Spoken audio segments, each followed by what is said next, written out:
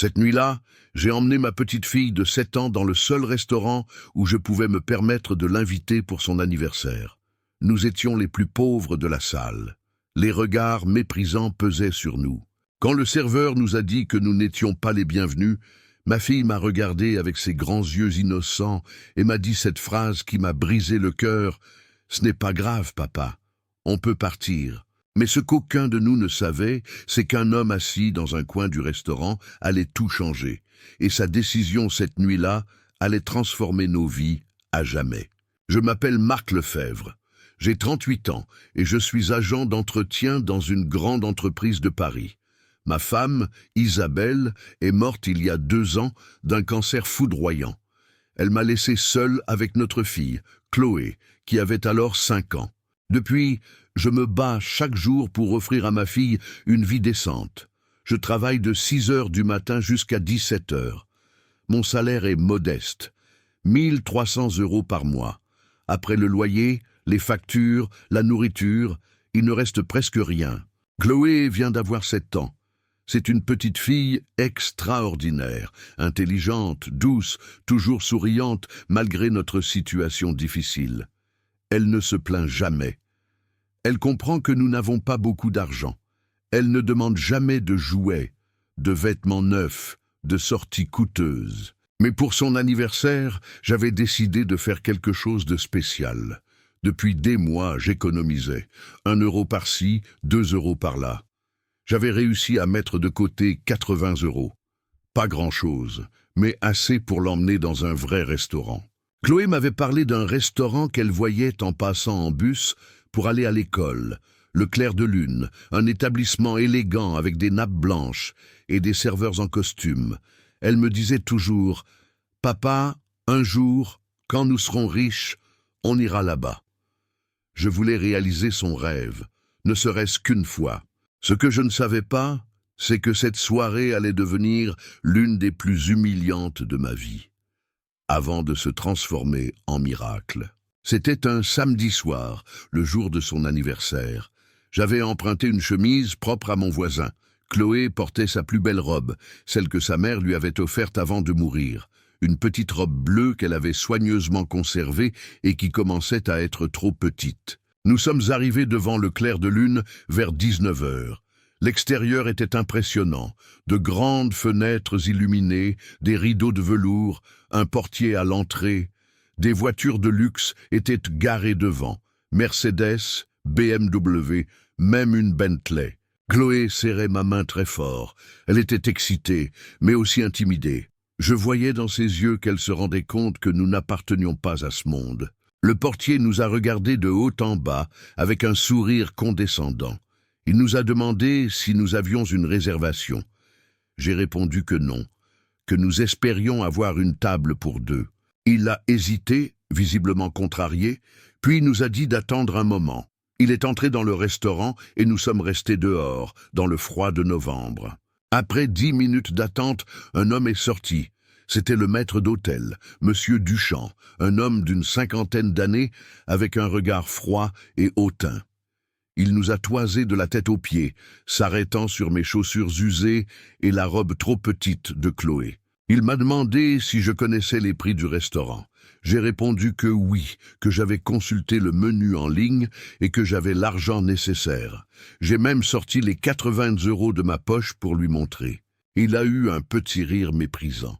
Il m'a expliqué que le Clair de Lune était un établissement de standing, que les clients venaient pour l'ambiance raffinée et que, malheureusement, nous ne correspondions pas au profil habituel de la clientèle. J'ai senti mon cœur se serrer. Il était en train de nous dire, poliment mais clairement, que nous étions trop pauvres pour son restaurant, que nos vêtements modestes, notre apparence simple ne convenaient pas. J'ai regardé Chloé. Elle avait compris. Ses yeux brillaient de larmes contenues, mais elle ne pleurait pas. Elle gardait la tête haute, ma petite guerrière. J'ai insisté, j'ai dit que nous ne ferions pas de bruit, que nous nous comporterions bien, que je paierais comptant. Mais M. Duchamp restait inflexible. Finalement, peut-être pour se débarrasser de nous, ou peut-être parce que d'autres clients observaient la scène avec curiosité, il a accepté. Mais il nous a placés au fond du restaurant. près des toilettes et de la cuisine, dans un coin sombre où personne ne nous verrait. Nous nous sommes assis à cette petite table bancale, isolée du reste de la salle. Autour de nous, des couples élégants, des hommes d'affaires, des familles riches, dînaient dans la lumière douce des chandeliers. Et nous étions là, dans l'ombre, comme des intrus. J'ai commandé le menu le moins cher pour Chloé et moi. Une soupe à l'oignon, un plat de pâtes simple et un petit dessert à partager. Même ainsi, cela allait me coûter 75 €. Presque tout ce que j'avais économisé. Le serveur qui nous servait était grossier. Il posait les assiettes brusquement sur la table, ne nous regardait pas dans les yeux, soupirait d'impatience quand je posais une question. C'était clair que nous étions un fardeau pour lui. Mais le pire, c'était les regards. Les clients des autres tables nous observaient avec mépris, curiosité ou même dégoût. Une femme couverte de bijoux a fait un commentaire à voix basse à son mari en nous regardant. Ils ont ri. Mon sang a bouilli, mais je n'ai rien dit. Je ne voulais pas faire de scène devant Chloé. Ma petite fille essayait de faire bonne figure. Elle souriait, goûtait sa soupe, me disait que c'était délicieux, mais je voyais bien qu'elle était mal à l'aise, qu'elle se sentait humiliée. Puis l'incident est arrivé. Chloé a renversé accidentellement son verre d'eau. Ce n'était rien, juste un peu d'eau sur la nappe. Mais le serveur est accouru comme si c'était une catastrophe. Il a commencé à éponger avec des gestes exagérés, soupirant bruyamment, attirant l'attention de toute la salle sur nous. Chloé s'est mise à pleurer silencieusement. Elle s'est excusée encore et encore. Je l'ai prise dans mes bras et lui ai dit que ce n'était pas grave, que c'était juste un accident. Mais elle a levé vers moi ses grands yeux remplis de larmes et m'a dit cette phrase qui m'a déchiré le cœur. « Ce n'est pas grave, papa.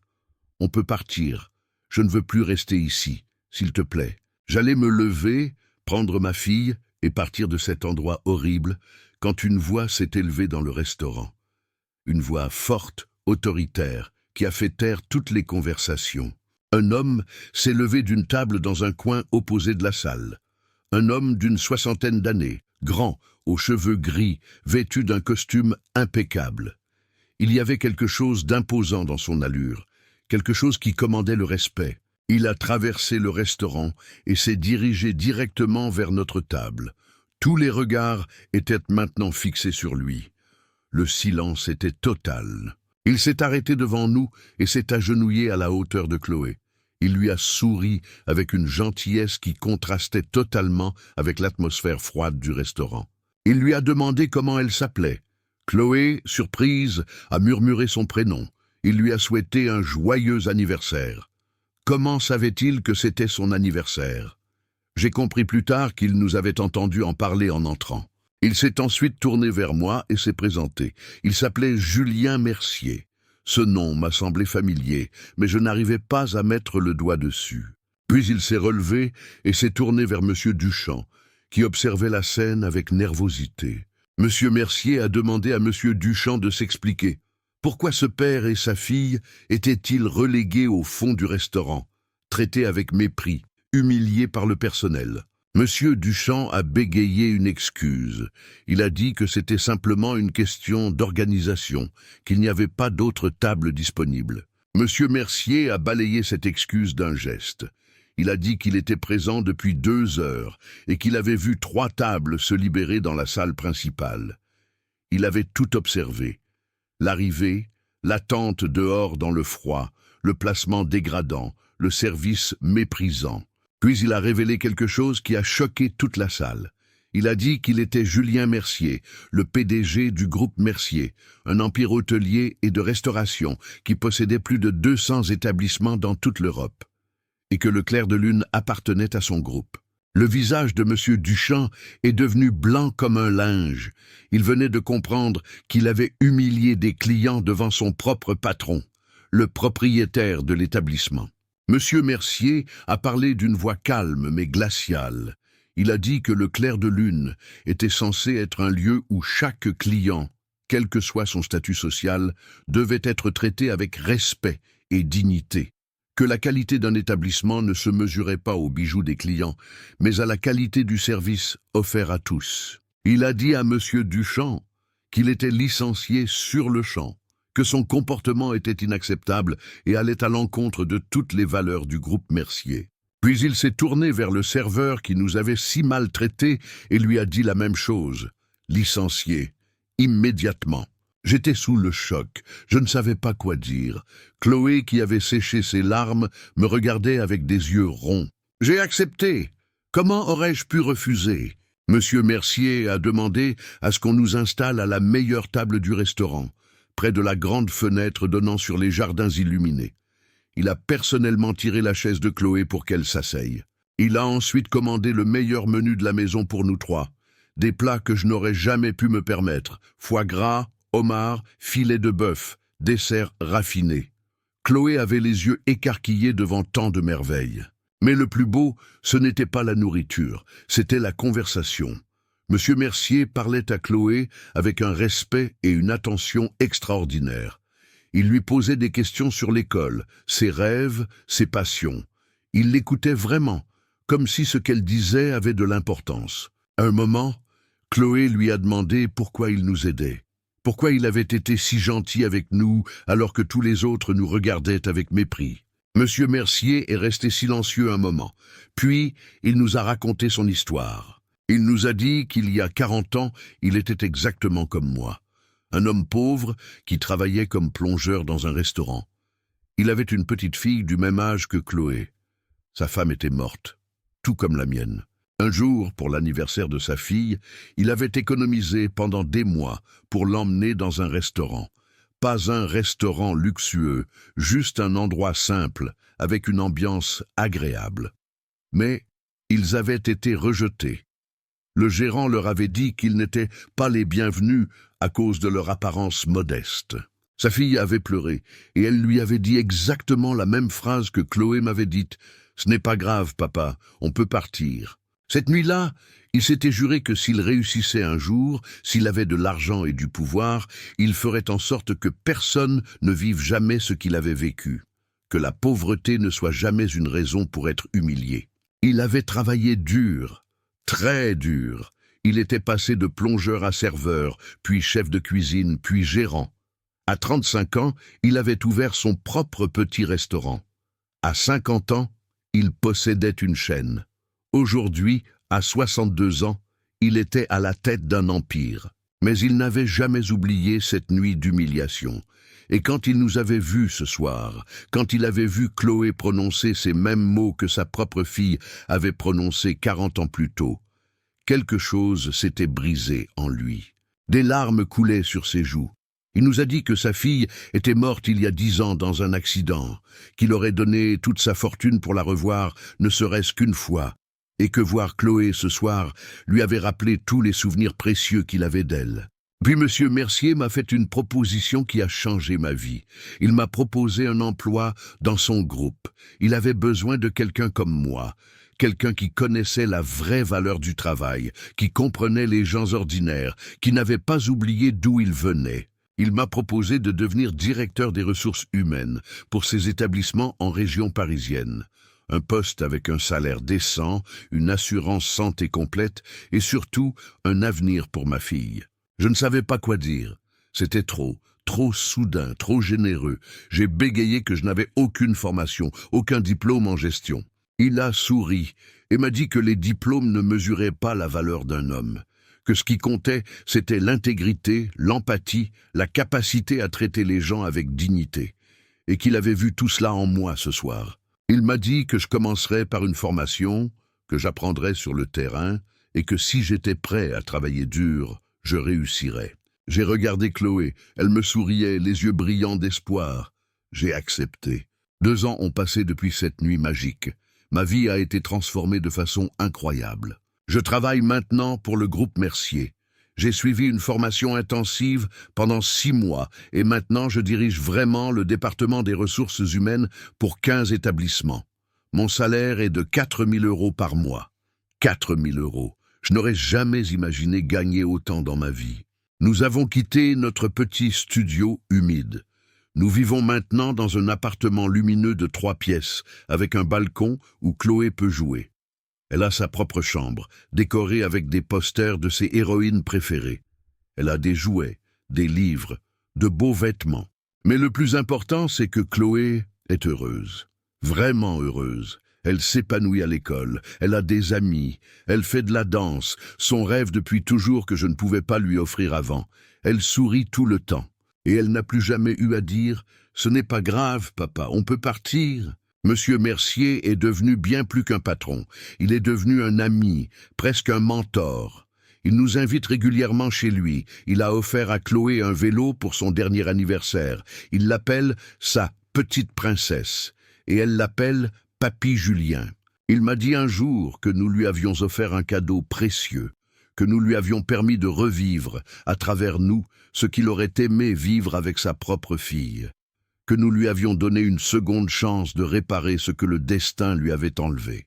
Cette nuit-là, au clair de lune, j'ai cru que c'était le pire moment de ma vie, que nous allions être humiliés et rejetés, que ma fille garderait ce souvenir douloureux pour toujours. Mais en réalité, c'était le début d'un nouveau chapitre. Un chapitre où la bonté a triomphé de la cruauté, où un homme qui se souvenait de sa propre souffrance a choisi de transformer la nôtre en espoir. Monsieur Mercier dit souvent que c'est moi qui lui ai fait un cadeau, mais la vérité, c'est que c'est lui qui nous a sauvés.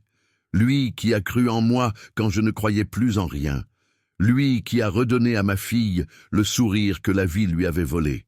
Cette histoire m'a appris quelque chose de fondamental sur l'humanité et sur la vie. Le succès, la richesse, le pouvoir ne valent rien si vous oubliez d'où vous venez, si vous perdez la capacité de vous mettre à la place de ceux qui souffrent, si vous utilisez votre position pour écraser les autres plutôt que pour les élever. Monsieur Duchamp avait un bon emploi, une position respectable, mais il l'a perdu en quelques minutes parce qu'il a choisi le mépris plutôt que la compassion, parce qu'il a jugé des gens sur leur apparence plutôt que sur leur humanité.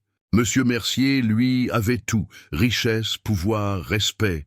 Mais ce qui faisait vraiment sa grandeur, c'était qu'il n'avait jamais oublié. Il n'avait jamais oublié la douleur d'être rejeté, humilié, jugé indigne.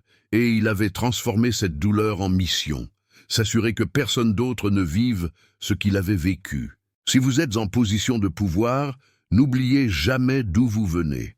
Utilisez votre influence pour aider, pas pour écraser.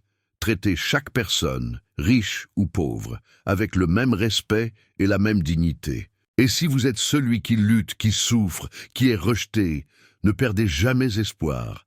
Il y a des gens bons dans ce monde, des gens qui voient au-delà des apparences, des gens qui se souviendront de vous quand ils auront le pouvoir de changer les choses. Cette nuit-là, quand ma fille m'a dit « Ce n'est pas grave, papa, on peut partir », j'ai senti mon cœur se briser. Mais un homme a décidé que si, c'était grave, qu'aucun enfant ne devrait jamais avoir à prononcer ces mots. Et il a tout changé. Parce que c'est ça, la vraie richesse. Pas l'argent dans votre compte en banque, mais la capacité à transformer la souffrance en espoir, à utiliser votre pouvoir pour élever les autres, à ne jamais oublier que nous sommes tous humains, tous dignes de respect, tous méritant d'être traités avec compassion. C'est ça qui sépare les vrais leaders des tyrans. C'est ça qui rend une vie vraiment riche.